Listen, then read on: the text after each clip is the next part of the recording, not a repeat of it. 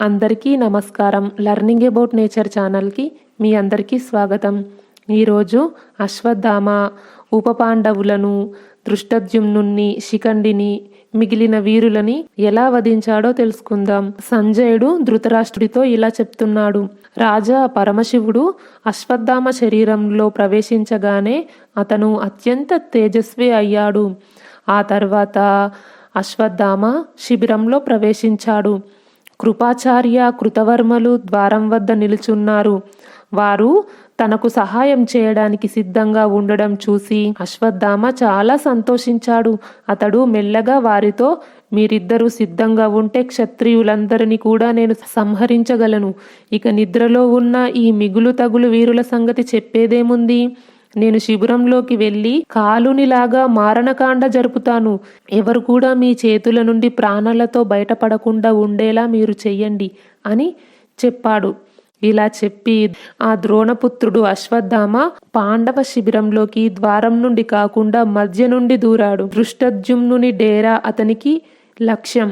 అతని యొక్క జాడ తెలిసింది. అతడు నిశ్శబ్దంగా దృష్టద్యుమ్నుడి దగ్గరికే చేరుకున్నాడు. అక్కడ అతడు యోధులందరూ అలసిపోయి కదలక మెదలక నిద్రపోవటం చూశాడు. వారికి సమీపంలోనే ఒక పట్టు పరుపుపై దృష్టద్యుమ్నుడు నిద్రించడం చూశాడు. అప్పుడు అశ్వత్థామ అతనిని కాలితో తన్ని లేపాడు. కాలు తగలడంతోనే రణోన్ముక్తుడైన దృష్టద్యుమ్నునికి మెలకువ వచ్చింది.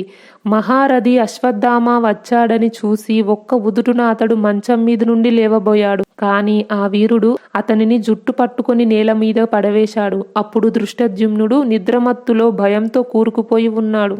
దానికి సాయం అశ్వత్థామ అతనిని గట్టిగా తోశాడు. అతనికి ఏం చేయాలో అర్థం కాలేదు. అశ్వత్థామ అతని గుండెపై, గొంతుపై 2 మోకాళ్ళు వంచి నొక్కి పట్టాడు. దృష్టద్యుమ్నుడు గట్టిగా అరిచాడు, గింజుకున్నాడు. కానీ అశ్వత్థామ అతనిని పశువును మోదినట్లు మోదసాగాడు. చివరికి అతడు అశ్వత్థామను గోళ్లతో రక్కుతూ తడబడే నాలుకతో, ఆచార్యపుత్ర, అనవసరంగా ఆలస్యం చేయకు, నన్ను ఆయుధంతో చంపు అన్నాడు. అతడు ఇలా అంటుండగానే అశ్వత్థామ అతనిని గట్టిగా నొక్కిపట్టి అతనిని అస్పష్ట వాక్కులను విని, ఓరీ కులకలంకుడా, గురువును చంపిన వాడికి పుణ్యలోకాలు లభించవు. కాబట్టి నిన్ను ఆయుధంతో చంపడం ఉచితం కాదు అంటూ కోపంతో తన కాలి తాపులతో దృష్టద్యుమ్నుని మర్మస్థానాలపై ప్రహరించాడు. ఆ సమయానికి దృష్టద్యుమ్నుని కేకలకు ఇంటి ఆడవారు, కాపలాదారులు లేచారు. ఒక అలౌకిక పరాక్రమవంతుడు దృష్టద్యుమ్నుని ప్రహరించడం చూసి వారు అతనిని ఏదో భూతమనుకున్నారు. అందుకని భయంతో వారిలో ఎవరికీ నోరు పెగలలేదు. అశ్వత్థామ దృష్టద్యుమ్నుని అలాగే పశువును బాదినట్లు మోదీ చంపాడు. అనంతరం అతడు ఆ డేరా నుండి బయటకు వచ్చి రథం ఎక్కి శిబిరమంతా కలియదిరగసాగాడు. పాంచాల రాజు దృష్టద్యుమ్నుడు మరణించడం చూసి అతని రాణులు, కాపలాదారులు దుఃఖంతో వివశులై రోధించసాగారు. వారి కోలాహలానికి చుట్టుపక్కల క్షత్రియ వీరులు ఉలిక్కిపడి ఏమైంది ఏమైంది అంటూ అడగసాగారు. అప్పుడు స్త్రీలు చాలా దైన్యంగా, వెంటనే పరిగెత్తండి, అతడు రాక్షసుడో మనిషో మాకైతే తెలియటం లేదు. చూడండి, అతడు పాంచాల రాజకుమారుణ్ణి చంపి ఇప్పుడు రథం ఎక్కి అటు ఇటు తిరుగుతున్నాడు అని చెప్పారు. అది విని ఆ యోధులందరూ మూకుమ్మడిగా అశ్వత్థామను చుట్టుముట్టారు. కానీ వారు దగ్గరకు వస్తుండగానే అశ్వత్థామ వారిని రుద్రాస్త్రంతో సంహరించాడు. ఆ తర్వాత అతడు పూర్వపు దానికి సరితూగే డేరాలో ఉత్తమౌజుడు శయ్యపై పడుకొని ఉండడం చూశాడు. అతనిని కూడా గుండెపై, గొంతుపై కాళ్ళు వేసి నొక్కి పట్టాడు. ఉత్తమౌజుడు అరవసాగాడు. కానీ అశ్వత్థామ అతనిని కూడా పశువును బాదినట్టు మోది చంపాడు. ఉత్తమౌజుని ఏ రాక్షసుడో చంపాడని యుధామన్యుడు అనుకున్నాడు. అందుకని అతడు గద తీసుకుని పరుగున వచ్చి అశ్వత్థామను గుండెపై కొట్టాడు. అశ్వత్థామ ముందుకు ఉరికి అతనిని పట్టుకొని నేల మీద పడదోశాడు. యుధామన్యుడు విడిపించుకోవడానికి కాళ్ళు, చేతులు ఎంతగానో విదిలించుకున్నాడు. అయినా అశ్వత్థామ అతనిని కూడా పశువును చంపినట్లు చంపాడు. నిద్రలో ఉన్న ఇతర యోధుల మీద కూడా అతడు ఈ రకంగానే దాడి చేశాడు. వారందరూ భయంతో వణకసాగారు. కానీ అశ్వత్థామ వారందరినీ కత్తితో నరికి మృత్యుముఖానికి చేర్చేశాడు.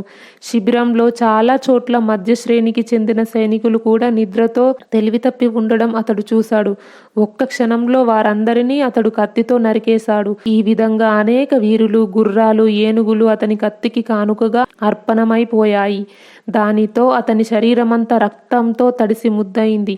అతడు సాక్షాత్తు కాలుని వలె కనిపించాడు. ఆ సమయంలో నిద్రాభంగమైన వీరులే అశ్వత్థామ అలికిడిని విని భయపడిన వారిలా అయిపోయి అతనిని రాక్షసుడనుకొని కన్నులు మూసుకున్నారు. ఈ విధంగా భయంకర రూపం ధరించిన అతడు శిబిరమంతా కళ్య తిరిగాడు. ఆ తర్వాత ద్రౌపదీ పుత్రులకు దృష్టద్యుమ్నుని మరణ వార్త తెలిసింది.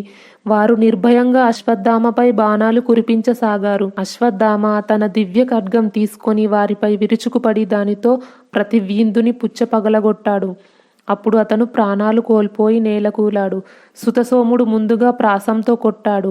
ఆపై అతడు కూడా కత్తి తీసుకొని అశ్వత్థామ వైపు కదిలాడు. అశ్వత్థామ సుతసోముడి కత్తితో పాటు అతని చేతిని నరికి అతని పక్కటెముకపై దెబ్బ కొట్టాడు. దానితో అతను గుండె పగిలి నేలకూలాడు. అప్పుడే నకులుని కొడుకు శతానీకుడు ఒక రథచక్రాన్ని ఎత్తి అశ్వత్థామ గుండెపై ఎంతో గట్టిగా కొట్టాడు. అశ్వత్థామ కూడా వెంటనే అతనిని దెబ్బ కొట్టాడు. అతడు వేదనతో నేలపై పడిపోగా అశ్వత్థామ అతని శిరస్సును ఖండించాడు.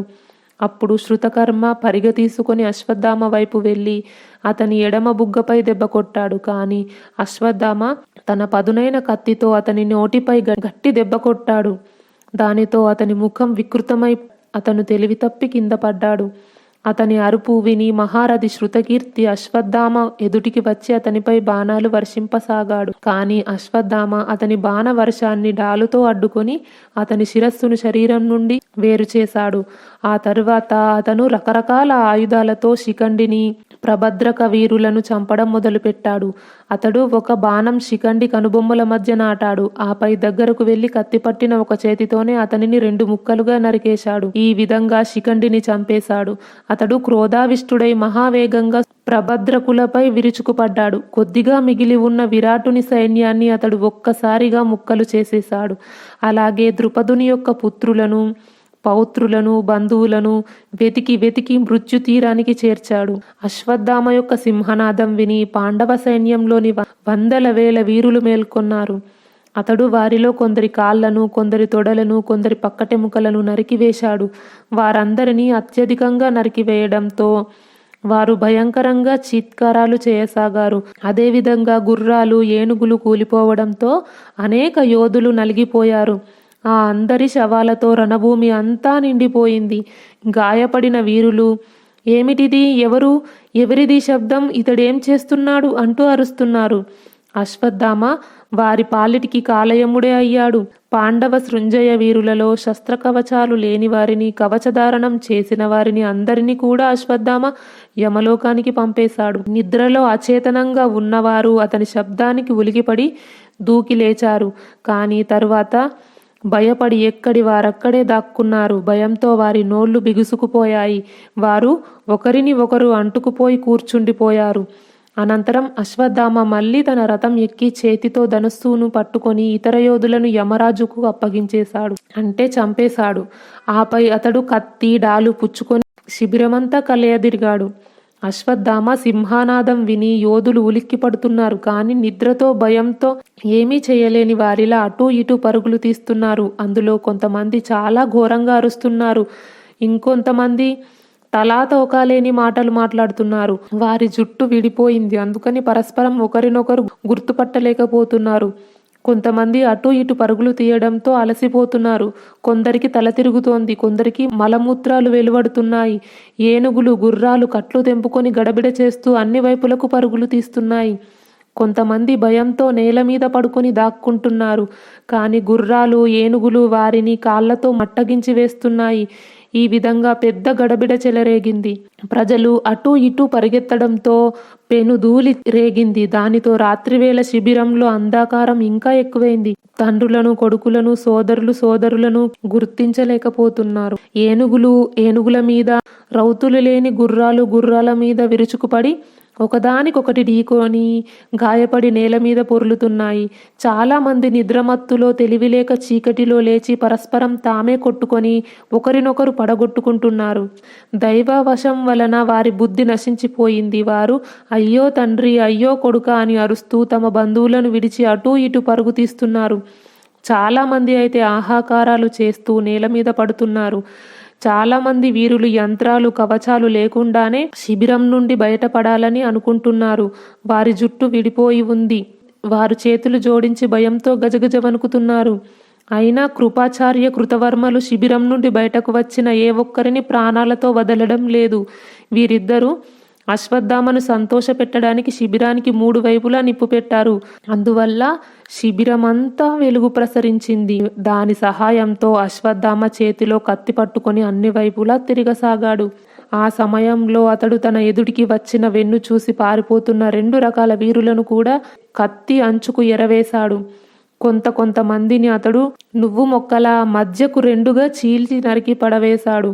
అలాగే కొంతమందికి ఆయుధాలతో కూడిన చేతులను, కొంతమందికి తలలను, కొంతమందికి తొడలను, కొంతమందికి కాళ్ళను, కొంతమందికి వీపులను, కొంతమందికి ఎముకలను కత్తితో ఎగురగొట్టేశాడు.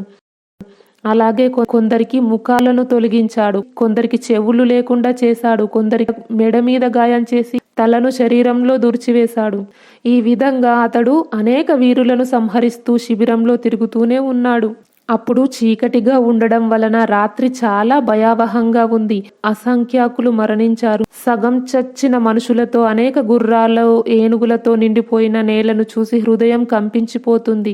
ప్రజలు హాహాకారాలు చేస్తూ తమలో తాము, సోదరా, నేడు పాండవులు మన దగ్గర లేకపోవడం వలననే మనకు ఈ దుర్గతి కలిగింది. అర్జునుణ్ణి అసురులు, గంధర్వులు, యక్షరాక్షసులు ఎవరు కూడా జయించలేరు. ఎందుకంటే అతని వెంట సాక్షాత్తు శ్రీకృష్ణుడే రక్షకుడిగా ఉన్నాడు అని అనుకుంటున్నారు. 2 గడియల తర్వాత ఆ కోలాహలమంతా సద్దుమణిగింది.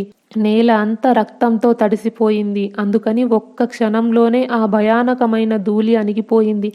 అశ్వత్థామ క్రోధ నిర్భరుడై ఏదో రకంగా ప్రాణాలు కాపాడుకోవాలని ప్రయత్నించి ఒక్కసారిగా కంగారు పడిపోతున్న వారిని, నిరుత్సాహులైన వారిని, 1000 మంది వీరులను చంపేశారు. ఒకరినొకరు అంటుకొని పోయి ఉన్న వారిని, శిబిరం వదిలి పారిపోతున్న వారిని, దాగి ఉన్న వారిని, ఏదో ఒక రకంగా పారిపోతున్న వారిని, ఏ ఒక్కరిని కూడా అతడు ప్రాణాలతో వదిలిపెట్టలేదు. అగ్నిలో మాడిపోతున్న వారిని, తమలో తామే సంహరించుకుంటున్న వారిని కూడా అతడు యమునికి అప్పగించాడు, అంటే చంపేశాడు. రాజా, ఈ రీతిగా ఆ అర్ధరాత్రి వేళ అశ్వత్థామ పాండవుల యొక్క ఆ పెద్ద సైన్యాన్ని క్షణాలలోనే యమలోకానికి పంపించాడు. తెల్లవారగానే అశ్వత్థామ శిబిరం నుండి బయటకు రావాలని అనుకున్నాడు. అప్పుడు నరరక్తంతో తడిసిన కత్తి అతని శరీరంలో ఒక భాగమా అన్నంతగా అతని చేతికి అంటుకుపోయింది. ఈ రీతిగా తన ప్రతిజ్ఞానుసారం అతడు ఆ క్రూరత్వాన్ని చేసి తండ్రి రుణం తీర్చుకొని నిశ్చింతుడయ్యాడు. అతడు శిబిరం నుండి బయటకు వచ్చి కృపాచార్య, కృతవర్మలను కలుసుకొని వారికి ఆనందంగా తన ఘనకార్యాన్ని వినిపించి వారిని కూడా సంతోషపెట్టాడు. వారు కూడా అశ్వత్థామకే ప్రియం చేయడంలో లగ్నమయ్యారు. కాబట్టి వారు కూడా మేము ఇక్కడ ఉండి 1000 కొద్ది పాంచాల సృంజయ వీరులను సంహరించాం అనే మాట చెప్పి అతనిని ఆనందింపజేశారు. ధృతరాష్ట్ర మహారాజు, ఓ సంజయ, అశ్వత్థామ మాత్రం నా కొడుకు విజయానికే నడుం బిగించి నిలిచాడు. అయినప్పుడు ఇలాంటి మహత్కార్యాన్ని అతడు ముందే ఎందుకు చేయలేదు అని ప్రశ్నించాడు. అప్పుడు సంజయుడు, రాజా, అశ్వత్థామకు పాండవులు, కృష్ణుడు, సాత్యకి వీరిని గురించిన చింత ఉండేది. అందుకే ఇంతవరకు అతడు అలా చేయలేకపోయాడు. ఇప్పుడు వారు దగ్గర లేకపోవడంతో అతడు ఈ పని చేశాడు అని వివరించాడు. ఆ తర్వాత అశ్వత్థామ కృపాచార్యుణ్ణి, కృతవర్మను కౌగిలించుకొని వారిని అభినందించాడు. ఆ తర్వాత అశ్వత్థామ కృపాచార్యుణ్ణి, కృతవర్మను కౌగిలించుకొని వారిని అభినందించి ఆపై అతడు సంతోషం పట్టలేక, నేను సమస్త పాంచాలురను, ద్రౌపది కొడుకులను, చావగా మిగిలిన మత్స్య, సోమక వీరులందరినీ సంహరించాను. ఇక మన పని పూర్తయింది కాబట్టి దుర్యోధన మహారాజు దగ్గరికి వెళ్ళాలి. అతడు బతికి ఉంటే అతనికి కూడా ఈ సమాచారం వినిపించాలి అన్నాడు అని సంజయుడు ధృతరాష్ట్రుడికి చెప్తున్నాడు. ఓ రాజా, ఆ 3 వీరులు సమస్త పాంచాల వీరులను, ద్రౌపది పుత్రులను చంపి దుర్యోధనుడు చనిపోయే స్థితిలో పడి ఉన్న చోటికి వచ్చారు. వారు వెళ్ళి చూసేసరికి అతనిలో కొంచెం కొన ఊపిరి మాత్రమే మిగిలి ఉంది. అతడు ఎలాగో ఒకలా తన ప్రాణాలు నిలుపుకొని ఉన్నాడు. అతని నోటి నుండి రక్తం వెలువడుతుంది. అనేక తోడేళ్లు ఇంకా ఇతర క్రూరజీవులు చుట్టూ చేరి ఉన్నాయి. అవన్నీ అతనిని నాకాలనుకుంటున్నాయి. అతడు అతి కష్టం మీద వాటిని అడ్డుకుంటున్నాడు. అప్పుడు అతనికి తీవ్ర వేదన కలుగుతుంది. ఈ రకంగా అనుచిత రీతిలో నేలపై పడి ఉండడం చూసి ముగ్గురికి భరించరాని బాధ కలిగింది. వారు వెక్కి వెక్కి ఏడవసాగారు. వారు తమ చేతులలో దుర్యోధనుని నోటి నుండి కారే రక్తాన్ని తుడిచారు. ఈ దుర్యోధనుడికి ఇలా చెప్తున్నారు: రాజా, మీలో ఏ కొంచెం ప్రాణశక్తి ఉన్నా నేను చెప్పే ఒక్క మాట వినండి. అందువల్ల మీ చెవులకు ఆనందం కలుగుతుంది. ఇప్పుడు పాండవ పక్షంలో 5 అన్నదమ్ములు శ్రీకృష్ణుడు, సాత్యకి, ఈ 7 వీరులు మాత్రమే మిగిలి ఉన్నారు. మన వైపు నేను, కృతవర్మ, కృపాచార్యుడు, ఈ ముగ్గురము మిగిలి ఉన్నాము. ద్రౌపది యొక్క పుత్రులందరినీ, దృష్టద్యుమ్నుణ్ణి, వారి పిల్లలను, సమస్త పాంచాలులను, యుద్ధంలో మిగిలిపోయిన మత్స్యవీరులను అంతమొందించాను. పాండవులపై ప్రతీకారం తీర్చుకున్నాను. దానిని గమనించండి. వారి సంతానం కూడా సమసిపోయింది. వారి శిబిరంలో ఉన్న యోధులు, ఏనుగులు, గుర్రాలు అన్నింటినీ కూడా నేను ధ్వంసం చేసేశాను. పాపాత్ముడైన దృష్టద్యుమ్నుణ్ణి కూడా నేను పశువును వధించినట్లుగా మోది మోది చంపాను అని విలపిస్తూ చెప్పాడు.